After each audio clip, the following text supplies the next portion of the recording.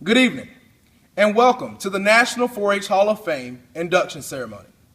I am John L. Simpson, 4-H member from Seminole County, Georgia. I am pleased to welcome you to honor our distinguished group of laureates this evening. Please be seated as our 2015 National 4-H Hall of Fame laureates enter the auditorium.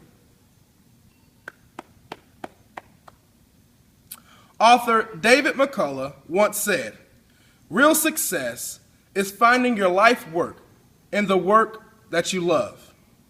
Tonight's honorees represent that statement so well with their life contributions to 4-H, as we will learn more about during this ceremony. As we begin, let me share with you the history of the National 4-H Hall of Fame. It began in 2002 when the National Association of Extension 4-H Agents, National 4-H Council, and 4-H Headquarters partnered to create this opportunity during 4-H's centennial year. The National 4-H Hall of Fame was established to recognize 4-H volunteers, financial supporters, staff, and pioneers who made major contributions within the 4-H movement at the local, state, and national levels. Each land-grant university from across the nation may nominate one candidate per year, while the founding partners may nominate up to 3 candidates per year. The candidates represent 4-H in the broadest sense. They may have been a 4-H volunteer, a financial supporter, extension professional, or a staff employee who impacted 4-H through significant contributions of time, energy, or financial support. Tonight's ceremony introduces the 2015 National 4-H Hall of Fame class members. Before the 2015 class is officially introduced, we have special guests to share in welcoming our honored guest this evening. Ms. Lisa Lohman, Director for Families, 4-H and Nutrition, National Institute of Food and Agriculture, U.S. Department of Agriculture. Kimberly Gressley, 2015 President of the National Association of Extension 4-H Agents. Jennifer Sarangalo, President and CEO of the National 4-H Council. Now tell you a little bit about myself. As I said, I am from Seminole County, Georgia, where the county seat is Donaldsonville, Georgia, and is where I spent 18 years of living before moving on to college. Donaldsonville is 10 minutes from Florida and 10 minutes from Alabama. It's a very small town with about 3,000 people in its population. My parents were both in the military, and after the military decided to settle in Donaldsonville. My mom served as a city council member and ran for mayor twice. This is where I gained a lot of my involvement in the community as well as my local school system. My parents raised me and my 2 sisters to believe in ourselves and to accomplish all that we thought that we could accomplish. Now I'm at the University of Georgia, where I'm an upcoming senior. I'm majoring in political science and risk management and insurance. And next year, I have plans to attend law school. My interests and my passions stem from empowering other individuals to accomplish their goals. I want to see people achieve their goals, and I want to see people live out the best and be the best they can be.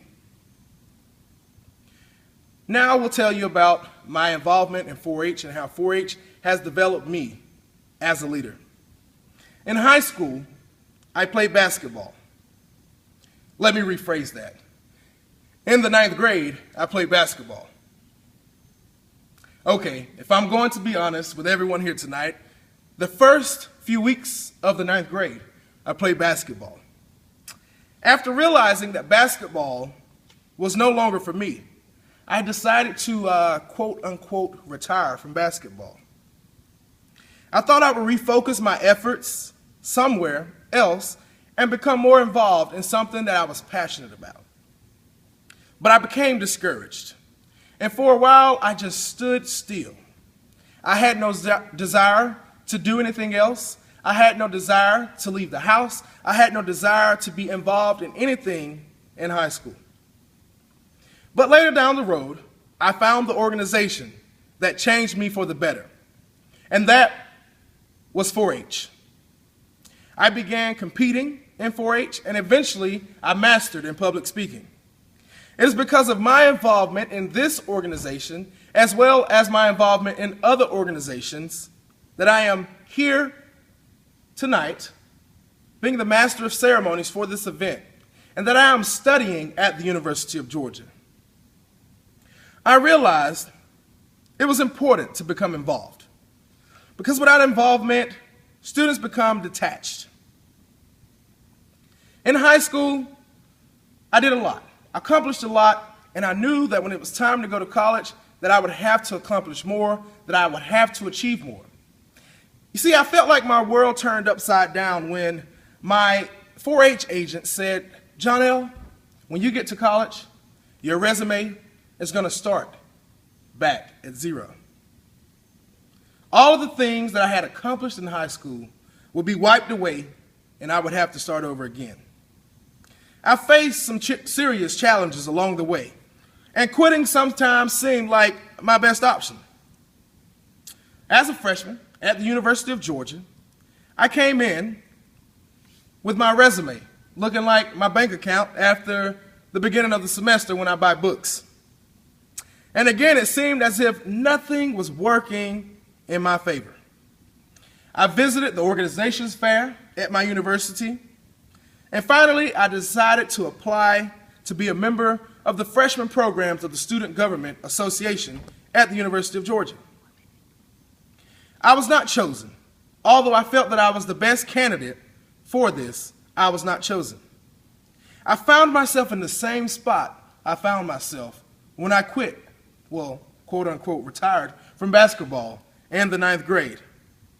So I decided to reallocate my resources, reallocate my dedication, and I became the president of my residence hall freshman year.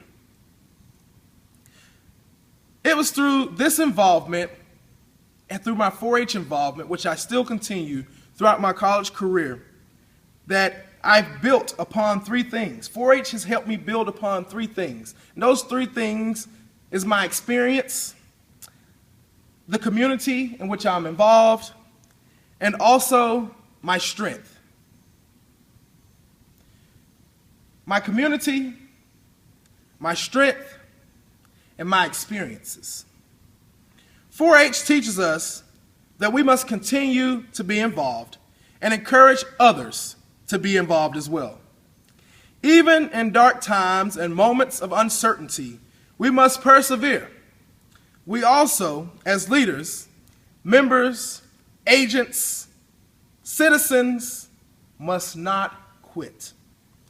Edgar A. Guest said it best when he said, "Success is failure turned inside out, the silver tints of the clouds of doubt, and you never can tell how close you are.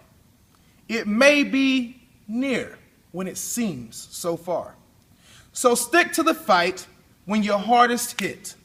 It's when things seem worst that you must not quit." So to our special guest tonight, to everyone in attendance, my words for you is to not quit. Thank you, and go 4-H.